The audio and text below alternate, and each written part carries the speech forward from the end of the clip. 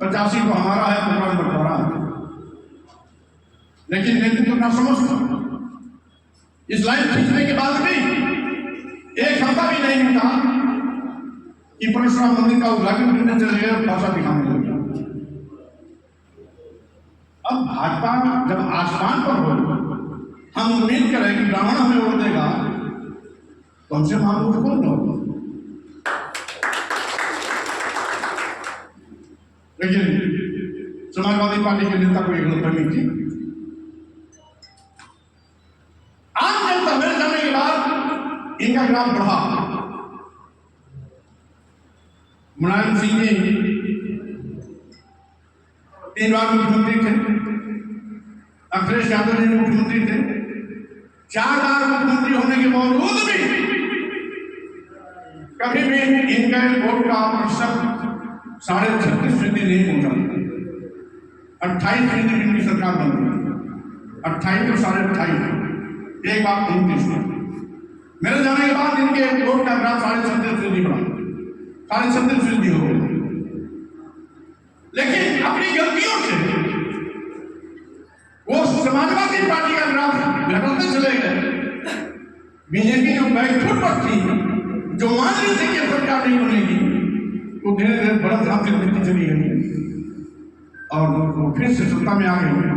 जिसको सरकार बनाना था वो सरकार नहीं बना पाया, जिसको सरकार नहीं बनानी थी वो सरकार बनाने में कामयाब हो गया। और जब मैंने ताकत लगाई कि हम इस ग्राफ को और बढ़ाएं, मैंने मनुवाद, ब्राह्मणवाद, धर्म के नाम पर SC ST OBC महिलाओं का अपमान की बात को जब छेड़ा, 2 महीने पूरी दुनिया में 7 दिन लगातार डिबेट चला। बड़े पैमाने पर बीजेपी से SC ST OBC के लोग हक सभा में आए, तो आने वाले वोट का स्वागत और मौर्य जी के बयान का ये कहकर के कि मौर्य जी का निजी बयान है, उसे पढ़ना ध्यान देना। मलाई गिला, मलाई खा जाए। और जहां फंसने की बात आती थी, मौर्य जी को डाल देते थे आगे कि मौर्य जी जेल है। 2 दर्जन जानलेवा हमला, 2 दर्जन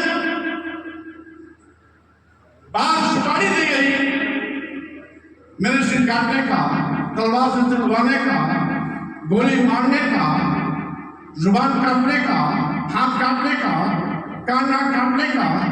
किसी ने 51 करोड़ दिया सुपारी, किसी ने 1 करोड़ दिया, किसी ने 5 करोड़ दिया, किसी ने 51 लाख दिया, किसी ने 25 लाख दिया। इस प्रकार की बोलियां बोली है।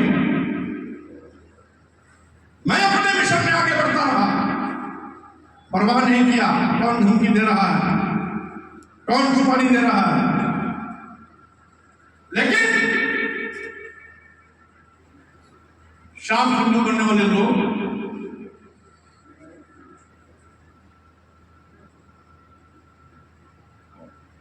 ब्राह्मणों को खुश करने के लिए बयान दिया करते थे, ये मौर्य जी का निजी बयान। हमने कहा ठीक है, चलो मेरी तैयार की गई फसल लोकसभा में काम करो, क्योंकि वो नारा मेरा दिया हुआ था, संविधान बचाओ भाजपा हटाओ। मैं समाजवादी पार्टी राष्ट्रीय महासचिव था, उसमें ये नारा मैंने दिया। आज इंडिया ने बाद में उसको अपना एजेंडा बना दिया। क्योंकि मेरा दिया हुआ नारा था, मैंने उसका विरोध नहीं किया, क्योंकि मैं चाहता था किसी भी तरीके से भाजपा को हटना चाहिए। लेकिन मैंने देखा विचारधारा में लोग आरोप पैदा करते हैं, लेकिन विचारधारा के नाम पर आए हुए वोट का स्वागत करते हैं और विचारधारा देने वाले का विरोध करते हैं। ये दोनों चाल नहीं चलती। इसलिए मैंने फैसला किया, अब होगी लड़ाई आरोप पार। मंत्री जी आगे बढ़ो,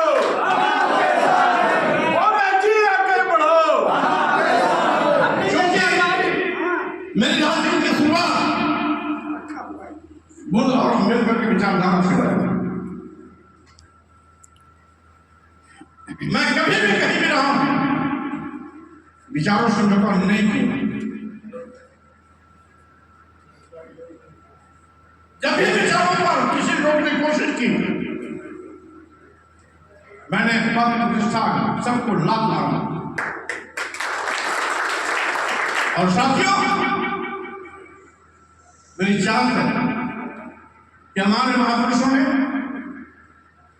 जो संघर्ष किया इस बहुजन समाज के चेहरे पर मुस्कान लाने के लिए, इंसानियत की जिंदगी जीने के लिए, समाज स्वाभिमान के साथ खड़ा होने के लिए, धर्म की शिक्षा सम्मान से लड़कर सबके साथ बराबर में खड़ा होने का जो मौका दिया, उन महापुरुषों की विचारधारा को ठहरना नहीं चाहिए। इसीलिए मैंने संकल्प किया, मैं अपने महापुरुषों की विचारधारा को,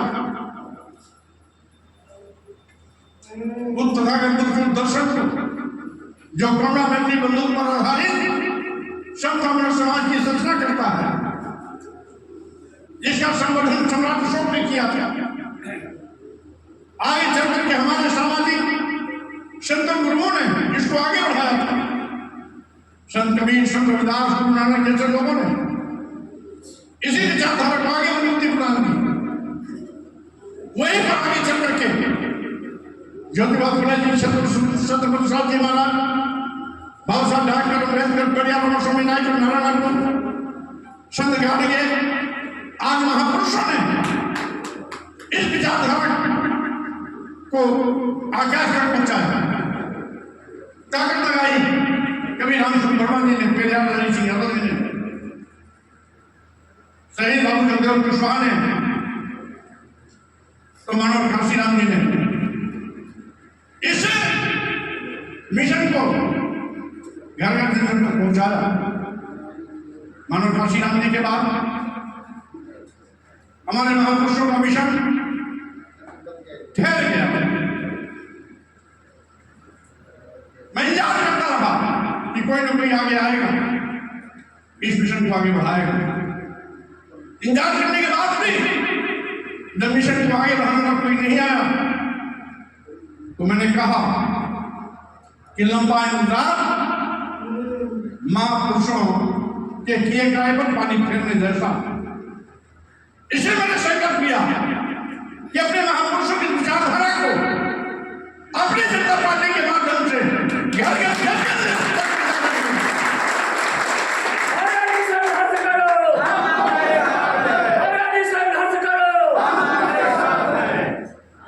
साथियों, हमें वो भी दिन आज सन 1980 में विश्वविद्यालय छोड़ा था,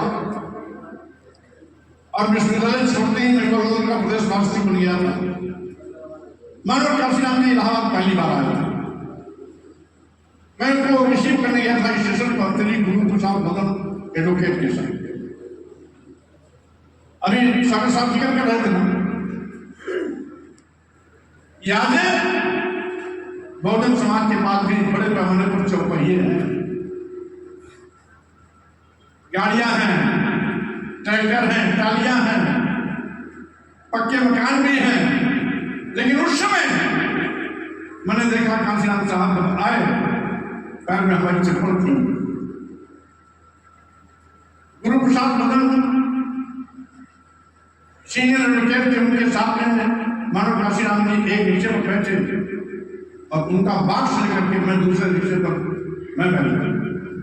एक वो समय था जब हम अपने नेता को भी गाड़ी से रिसीव नहीं कर सकते, लेकिन आज इन्हीं महापुरुषों का वो संघर्ष इस वंचित समाज को हर चीज से ले सकते, धन, धरती, शिक्षा, सम्मान, स्वाभिमान सबसे किया। और ये भारतीय जनता पार्टी के लोग संविधान बदलकर इन महापुरुषों की किए क्राय पर पानी फेरना चाहते हैं। स्वामी प्रसाद गौड़ा के जिंदा रहते ऐसा कभी हो नहीं सकता है।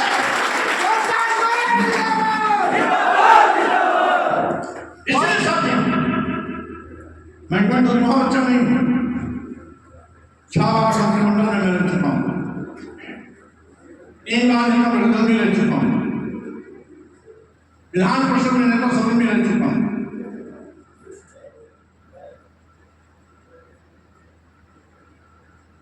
लेकिन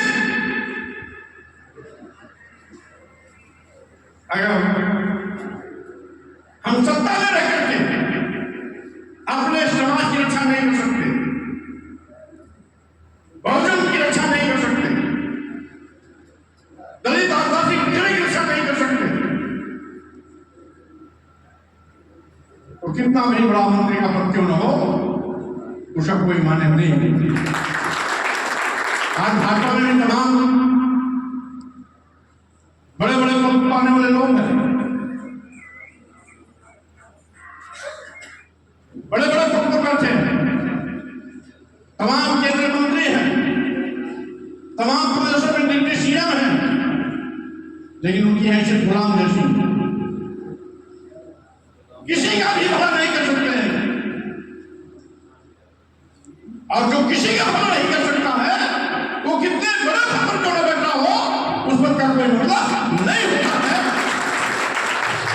इसीलिए साथियों, रास्ता भी हमारा, व्यवस्था भी हमारी, सरकार भी हमारी अगर होगी तब हम खुले मन से इस बहुजन समाज की सेवा भी कर सकते हैं, काम भी कर सकते हैं। मानव काशीराम जी ने कुछ दिनों तक इस बहुजन समाज को हुक्मरान बना करके दिखाया भी कि कैसे सत्ता की हनक होती है। मानव काशीराम जी अभाव में चले थे, लेकिन अकेले चल करके करोड़ों का कारवा उन्होंने खड़ा किया। नतीजा हुआ कि बहुजन समाज जो दीनहीन था, लाचार बेगम था, वो प्राण बन करके हनकदार हो गया।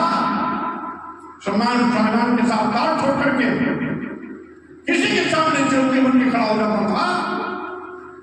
वो सत्ता की ताकत थी। उसी सत्ता की ताकत को हम फिर से आपके हाथों में सौंपना चाहेंगे। हमें जानते हैं अकेला चला भाड़ नहीं पड़ता।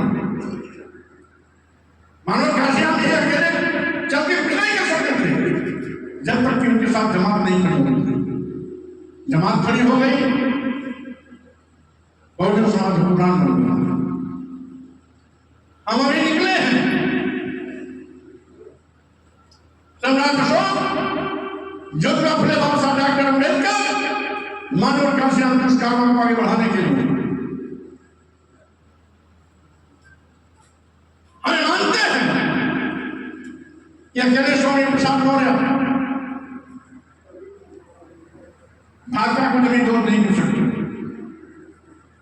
लेकिन अगर हर नौजवान स्वामी प्रसाद मौर्य बन जाएगा तो चुटकी बजाते भाजपा को गिरा करके जाएगा। ये हम जरूरी बात जानते हैं। मानव काशीराम जी ने इस देश के अंतिम पायदान पर खड़े हुए लाचार समाज को इकट्ठा कर पहाड़ के साथ संग्राम ला करके मनवादियों को बार बार धूल चटाया। तो मानव काशीराम जी के स्कूल से निकले हुए स्वामी प्रसाद मौर्य वो काम क्यों नहीं कर सकते?